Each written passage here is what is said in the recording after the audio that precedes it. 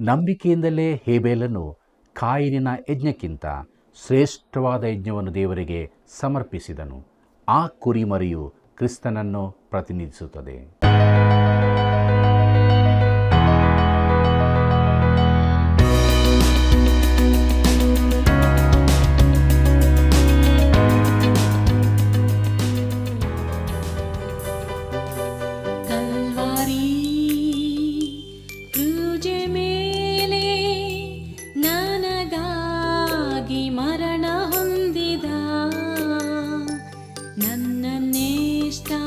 ಪ್ರೀತಿಸಿದ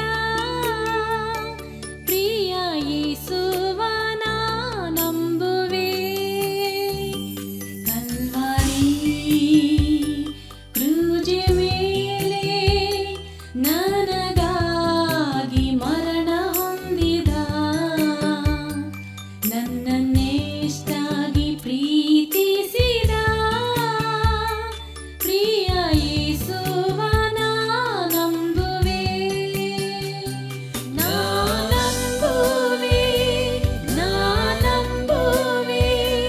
ಪ್ರಿಯ ಯೇಸುವನ ನಂಬುವೆ, ನನ್ನನ್ನೆಷ್ಟಾಗಿ ಸ್ನೇಹಿಸಿದ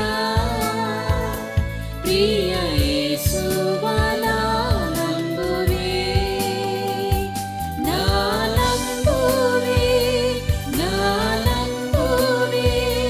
ಪ್ರಿಯ ಯೇಸುವನ ನಂಬುವೆ, ನನ್ನನ್ನೆಷ್ಟಾಗಿ ಸ್ನೇಹಿಸಿದ ಪ್ರಿಯ ಯೇಸುವನ ನಂಬುವೆ.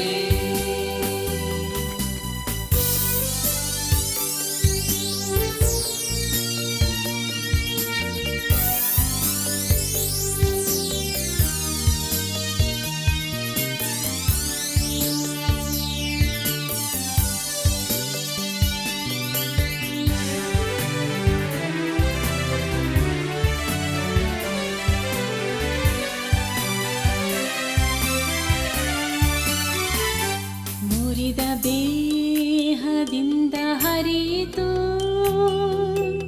ಅತ್ಯಮೂಲ್ಯ ರಕ್ತಧಾರೆಯು. ಪ್ರಿಯ ಸಹೋದರ ಸಹೋದರಿಯರೇ, ಹೃದಯಪೂರ್ವಕವಾದ ವಂದನೆಗಳು. ಎಲ್ಲರೂ ಪಾಪ ಮಾಡಿ ದೇವರ ಮಹಿಮೆಯನ್ನು ಹೊಂದದೇ ಹೋಗಿದ್ದಾರೆ. ಇದರ ಅರ್ಥ ಪಾಪಿಗಳಲ್ಲಿ ವ್ಯತ್ಯಾಸವಿಲ್ಲ, ನಾವು ಎಂದಿಗೂ ದೇವರ ಮಹಿಮೆಯ ಮಟ್ಟಕ್ಕೆ ಏರಲಾರೆವು ಎಂದು. ನಮ್ಮ ನೀತಿಯು ಹರಕು ಬಟ್ಟೆಯಂತಿದೆ. ಹಾಗಾದರೆ ನಾವು ನೀತಿವಂತರಾಗುವುದು ಹೇಗೆ? ದೇವರ ನೀತಿ ಅಂದರೆ ಏನು? ಬನ್ನಿ ಎಲ್ಲವನ್ನು ತಿಳಿದುಕೊಳ್ಳೋಣ.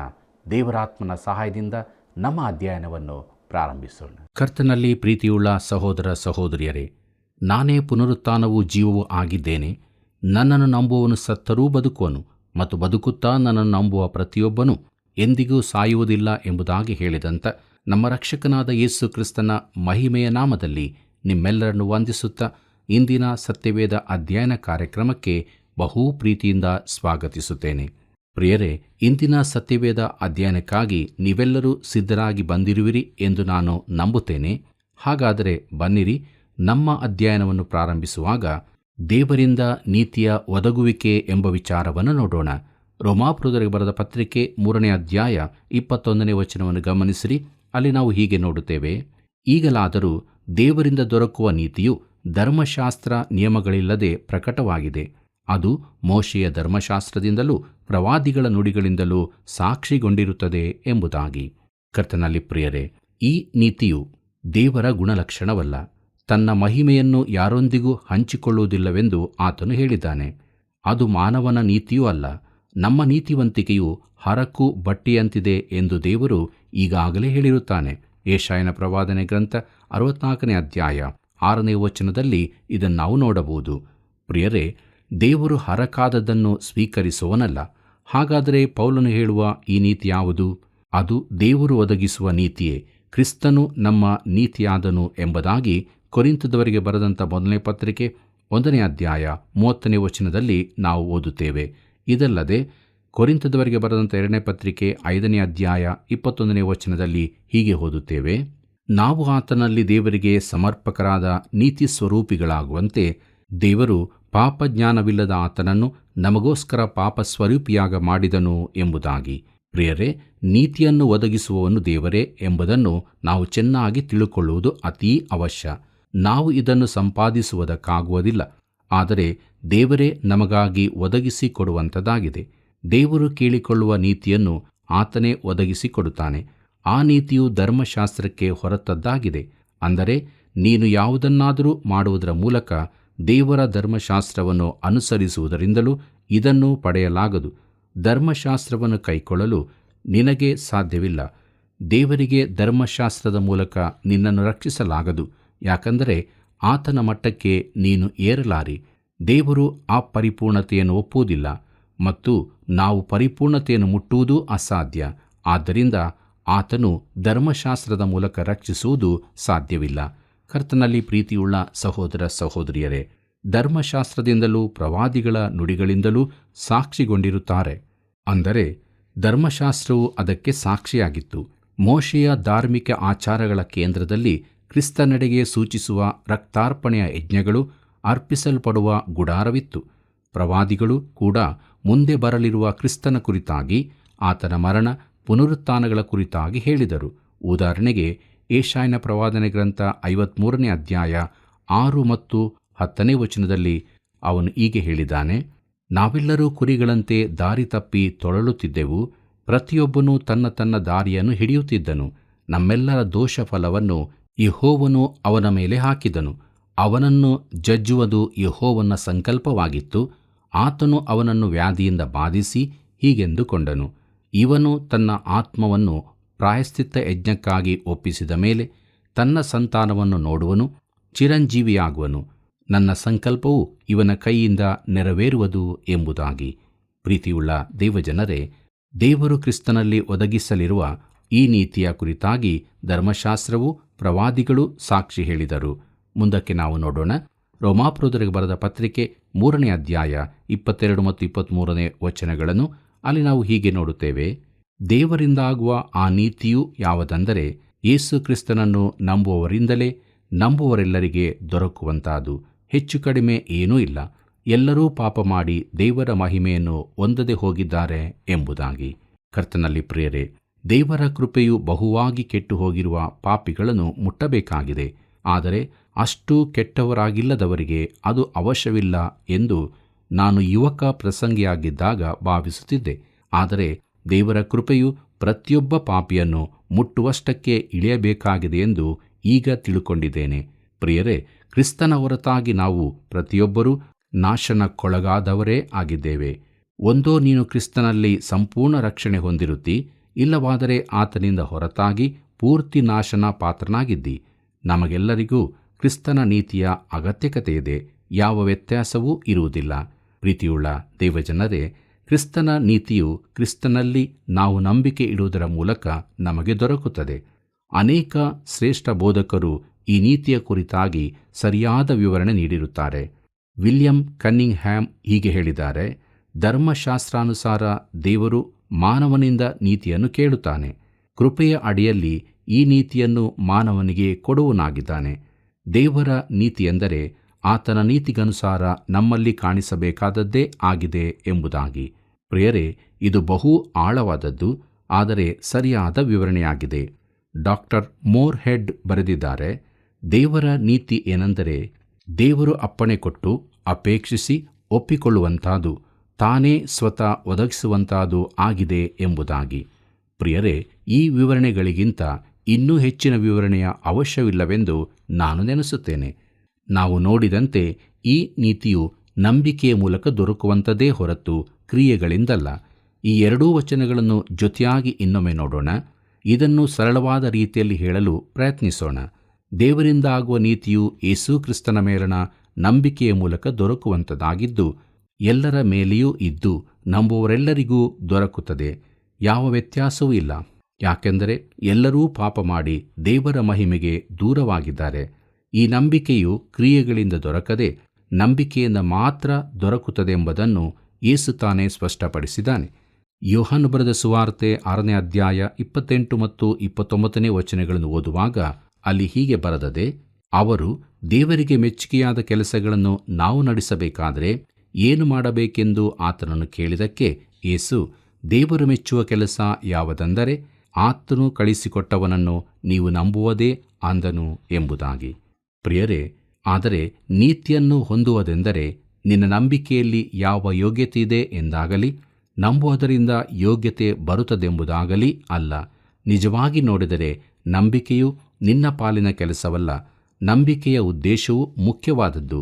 ಸ್ಪರ್ಜನ್ ಬೋಧಕರು ಹೀಗೆ ಹೇಳಿದ್ದಾರೆ: ಕ್ರಿಸ್ತನಲ್ಲಿ ನೀನಿಡುವ ನಿರೀಕ್ಷೆಯು ನಿನ್ನನ್ನು ರಕ್ಷಿಸುವುದಿಲ್ಲ, ಕ್ರಿಸ್ತನು ತಾನೇ.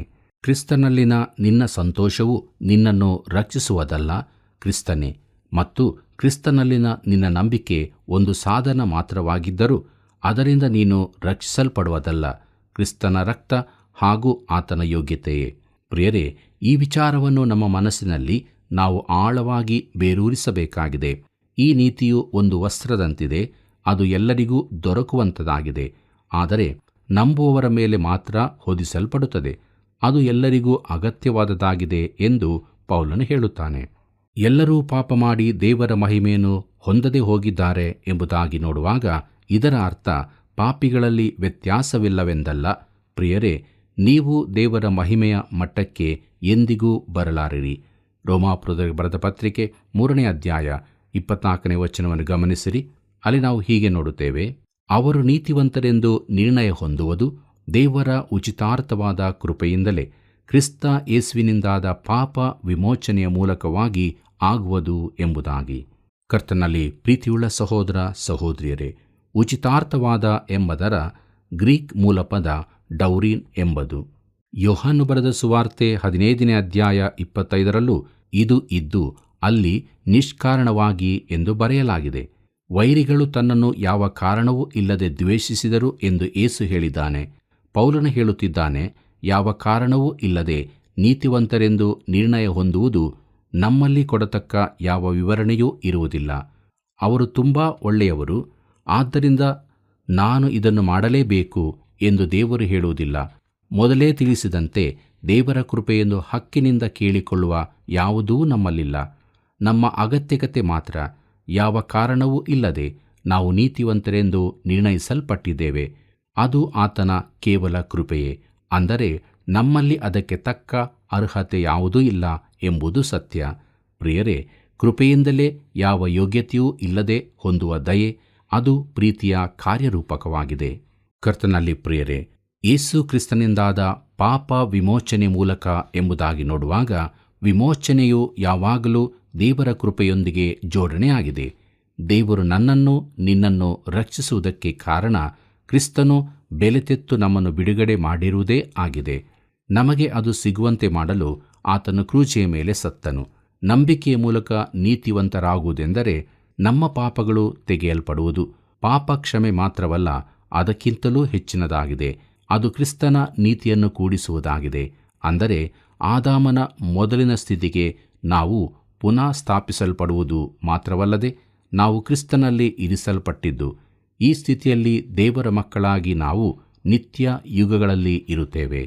ಪ್ರೀತಿಯುಳ್ಳ ದೇವಜನರೇ, ದೇವರು ನಮ್ಮನ್ನು ತನ್ನ ಕೃಪೆಯಿಂದ ರಕ್ಷಿಸುತ್ತಾನೆ.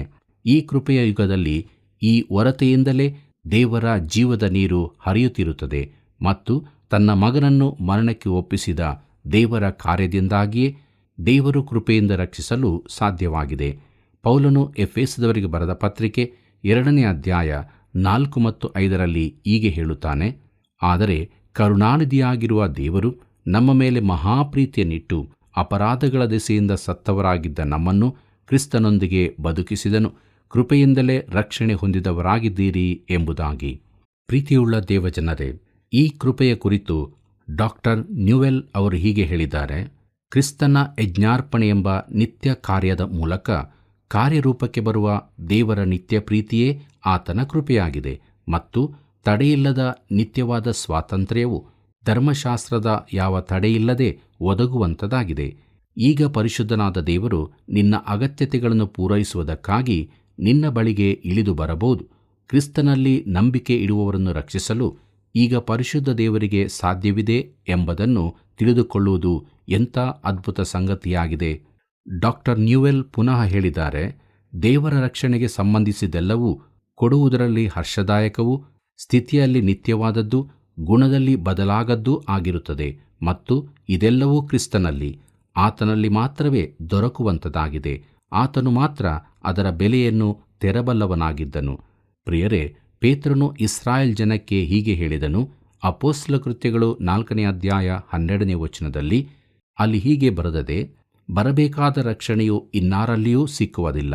ಆ ಹೆಸರಿನಿಂದಲೇ ಹೊರತು ಆಕಾಶದ ಕೆಳಗೆ ಮನುಷ್ಯರೊಳಗೆ ಕೊಡಲ್ಪಟ್ಟಿರುವ ಬೇರೆ ಯಾವ ಹೆಸರಿನಿಂದಲೂ ನಮಗೆ ರಕ್ಷಣೆಯಾಗುವುದಿಲ್ಲ ಎಂದು ಹೇಳಿದನು ಎಂಬುದಾಗಿ. ನನ್ನ ದೇವರಿಗೆ ಯೋಗ್ಯವಾದಂತ ಪಾತ್ರೆ ನಾನಾಗಿರಲು ಬಯಸುವೆನು.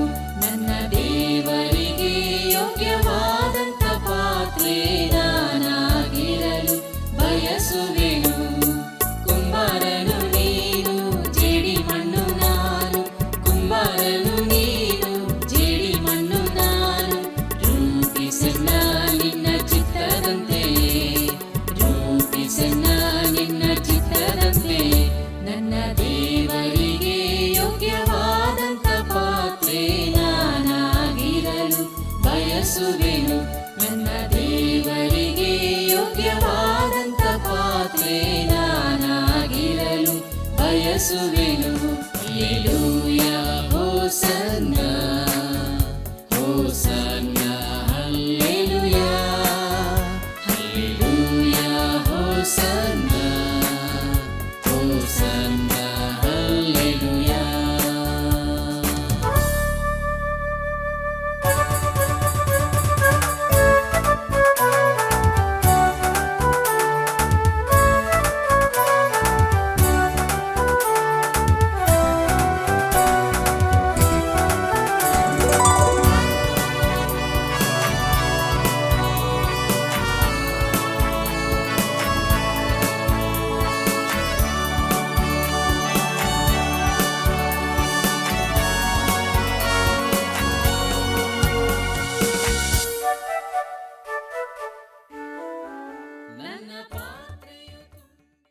ಪ್ರಿಯರೇ, ಮುಂದಕ್ಕೆ ರೋಮಾಪುರದವರಿಗೆ ಬರೆದ ಪತ್ರಿಕೆ 3ನೇ ಅಧ್ಯಾಯ 25 ಮತ್ತು 26ನೇ ವಚನವನ್ನು ಗಮನಿಸಿರಿ.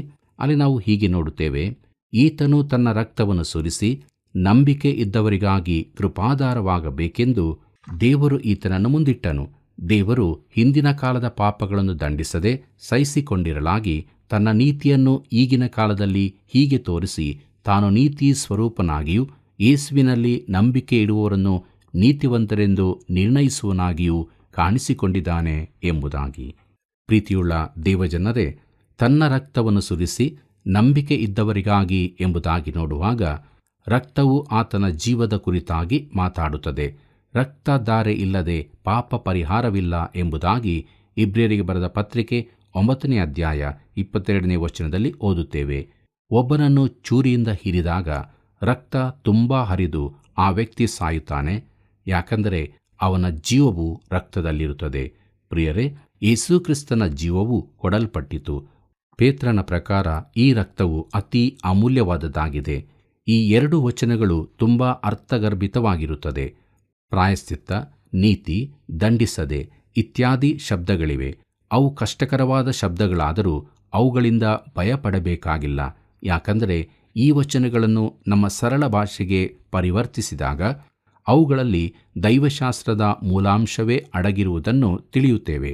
ಕೆಲ್ವಿನ್ ಎಂಬುವರು ಹೀಗೆ ಬರೆದಿದ್ದಾರೆ: ಕ್ರಿಸ್ತನಲ್ಲಿನ ದೇವರ ನೀತಿಯ ಕುರಿತು ಇದಕ್ಕಿಂತ ಚೆನ್ನಾಗಿ ತಿಳಿಯಪಡಿಸುವ ವಾಕ್ಯ ಇಡೀ ಸತ್ಯವೇದದಲ್ಲಿ ಬೇರೊಂದು ಇರಲಿಕ್ಕಿಲ್ಲ ಎಂಬುದಾಗಿ. ಪ್ರೀತಿಯುಳ್ಳ ದೇವಜನರೇ, ದೇವರು ಆತನನ್ನು ಮುಂದಿಟ್ಟನು ಎಂಬುದಾಗಿ ನೋಡುವಾಗ ರಕ್ಷಣೆಯ ಶಿಲ್ಪಿಯು ದೇವರೇ ಆಗಿದ್ದಾನೆ ಮತ್ತು ರಕ್ಷಿಸುವ ಸಾಮರ್ಥ್ಯವುಳ್ಳವನು ಕೂಡ ಆತನೊಬ್ಬನೇ ಆಗಿದ್ದಾನೆ. ನಾನು ನೀನು ರಕ್ಷಿಸಿಕೊಳ್ಳಲು ಸಮರ್ಥರಲ್ಲ. ಯಾವ ಮತಧರ್ಮವೂ ನಮ್ಮನ್ನು ರಕ್ಷಿಸಲಾರದು, ಯಾವ ಸಭೆಯೂ ರಕ್ಷಿಸಲಾರದು. ಪೌಲನು ಕೊರಿಂಥದವರಿಗೆ ಹೀಗೆ ಬರೆದಿದ್ದಾನೆ. ಕೊರಿಂಥದವರಿಗೆ ಬರೆದಂಥ 2ನೇ ಪತ್ರಿಕೆ 5ನೇ ಅಧ್ಯಾಯ 18ನೇ ವಚನದಲ್ಲಿ, ಇದೆಲ್ಲ ದೇವರಿಂದಲೇ ಉಂಟಾದದ್ದು. ಆತನು ಕ್ರಿಸ್ತನ ಮೂಲಕ ನಮ್ಮನ್ನು ತನಗೆ ಸಮಾಧಾನಪಡಿಸಿಕೊಂಡು ಸಮಾಧಾನ ವಿಷಯವಾದ ಸೇವೆಯನ್ನು ನಮಗೆ ಅನುಗ್ರಹಿಸಿದ್ದಾನೆ ಎಂಬುದಾಗಿ. ಪ್ರೀತಿಯುಳ್ಳ ದೇವಜನರೇ, ಆತನೇ ಮಾಡಿದ್ದು ಈಗ ಈ ಸಂಧಾನದ ವಿಷಯವಾದ ಸೇವೆಯನ್ನು ನಮಗೆ ಕೊಟ್ಟನು ಮತ್ತು ಪವಿತ್ರನಾದ ದೇವರು ನಮ್ಮಿಂದ ಕೇಳುವುದು ಆತನೊಂದಿಗೆ ಸಂಧಾನವಾಗಬೇಕೆಂಬುದಾಗಿಯೇ. ದೇವರ ಹೃದಯವನ್ನು ಮೃದು ಮಾಡಲು ನಾವು ಯಾರೂ ಏನೂ ಮಾಡಬೇಕಾಗಿಲ್ಲ. ಪ್ರಿಯ ಸ್ನೇಹಿತನೇ, ದೇವರ ಹೃದಯವು ಮೃದುವಾಗಿಯೇ ಇದೆ. ನೀನು ಆತನ ಬಳಿಗೆ ಬರಬೇಕು ಅಷ್ಟೇ. ಆತನು ನಿನ್ನೊಂದಿಗೆ ಸಮಾಧಾನವಾಗಿದ್ದಾನೆ. ಆತನು ನಿನಗೆ ಹೇಳುತ್ತಾನೆ, ನೀನು ದೇವರೊಂದಿಗೆ ಸಮಾಧಾನವಾಗು ಎಂಬುದಾಗಿ. ಪ್ರೀತಿಯುಳ್ಳ ದೇವಜನರೇ, ಕೃಪಾಧಾರ ಎಂಬ ವಿಚಾರವನ್ನು ನೋಡುವಾಗ ಇದು ಕ್ರಿಸ್ತನು ರಕ್ಷಕನಾಗಿ ನೇಮಿಸಲ್ಪಟ್ಟ 2000 ವರ್ಷಗಳ ಹಿಂದನ ಕಾಲಕ್ಕೆ ನಮ್ಮನ್ನು ನಡೆಸುತ್ತದೆ. ದೇವಾಲಯದ ತೆರೆಯು ಕೃಪಾಸ್ಥಾನವನ್ನು ಮರೆಮಾಡಿತ್ತು. ಮಹಾಯಾಜಕನು ಮಾತ್ರ ಈ ತೆರೆಯಿಂದ ಕೃಪಾಸ್ಥಾನದೊಳಕ್ಕೆ ಪ್ರವೇಶ ಮಾಡಬಹುದಾಗಿತ್ತು. ಆದರೆ ಇಂದು ಕ್ರಿಸ್ತನೇ ನಮ್ಮ ಕೃಪಾಸ್ಥಾನವಾಗಿ ನಮ್ಮೆದುರಿಗೆ ಇಡಲ್ಪಟ್ಟಿದ್ದಾನೆ. ಕೃಪಾಸ್ಥಾನದ ಕುರಿತಾಗಿ ಇಬ್ರಿಯ ಗ್ರಂಥಕರ್ತನು ಹೀಗೆ ಬರೆಯುತ್ತಾನೆ. ಇಬ್ರಿಯರಿಗೆ ಬರೆದ ಪತ್ರಿಕೆ 9ನೇ ಅಧ್ಯಾಯ 5ನೇ ವಚನದಲ್ಲಿ ಅಲ್ಲಿ ಹೀಗೆ ಬರೆದದೆ, ಅದರ ಮೇಲೆ ದೇವರ ಪ್ರಭಾವವನ್ನು ಸೂಚಿಸುವ ಕೆರೂಬಿಗಳು ಕೃಪಾಸನವನ್ನು ಆಚ್ಛಾದಿಸಿಕೊಂಡಿದ್ದವು.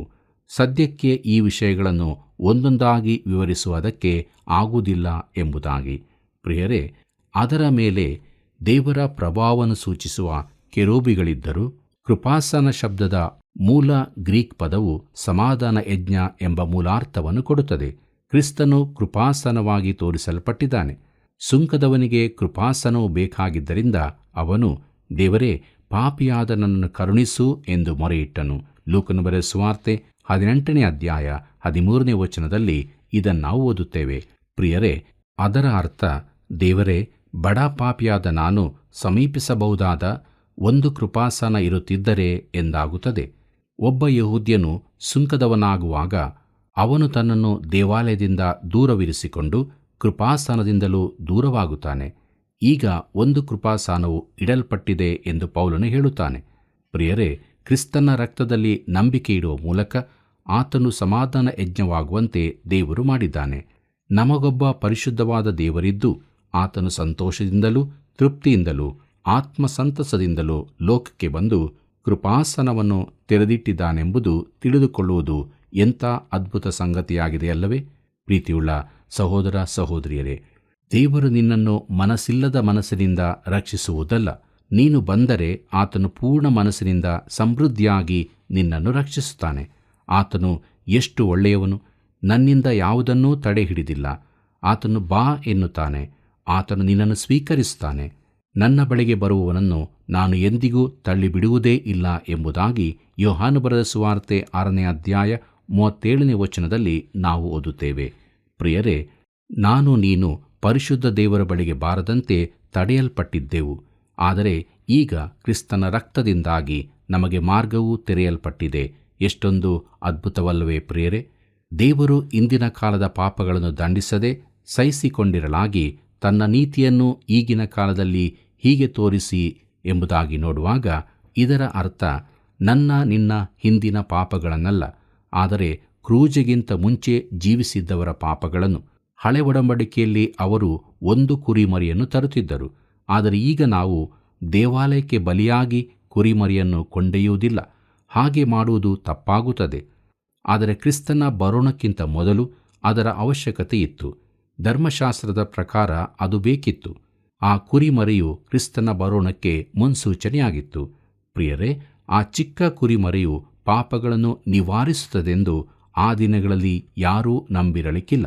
ಒಂದು ವೇಳೆ ನೀನು ಆ ಕಾಲದಲ್ಲಿರುತ್ತಿದ್ದರೆ, ಹೇಬೇಲನು ದೇವರಿಗೆ ಕುರಿಯನ್ನು ತಂದಾಗ, ಹೇಬೇಲನೇ, ಈ ಚಿಕ್ಕ ಕುರಿಮರಿಯು ನಿನ್ನ ಪಾಪಗಳನ್ನು ನಿವಾರಿಸುತ್ತದೋ ಎಂದು ಕೇಳಿದರೆ ಅವನು ಇಲ್ಲವೆಂದು ಉತ್ತರಿಸುತ್ತಿದ್ದನು.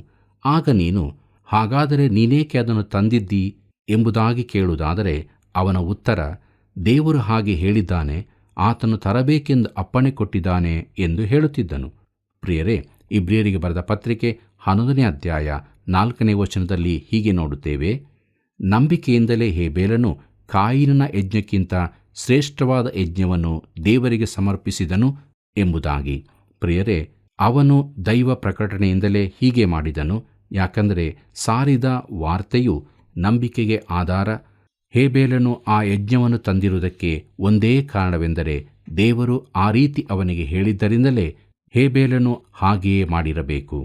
ಕರ್ತನಲ್ಲಿ ಪ್ರೀತಿಯುಳ್ಳ ಸಹೋದರ ಸಹೋದರಿಯರೇ, ದೇವರ ಮನಸ್ಸಿನಲ್ಲಿ ನಿರ್ದಿಷ್ಟವಾಗಿ ಏನಿದೆ ಎಂದು ಹೇಬೇಲನನ್ನು ಕೇಳಿರುತ್ತಿದ್ದರೆ ಅವನು ಈ ರೀತಿ ಉತ್ತರಿಸುತ್ತಿದ್ದನು: ದೇವರು ನನ್ನ ತಾಯಿಗೆ ಒಬ್ಬ ರಕ್ಷಕನು ಬರಲಿದ್ದಾನೆಂದು ಹೇಳಿದ್ದಾನೆ.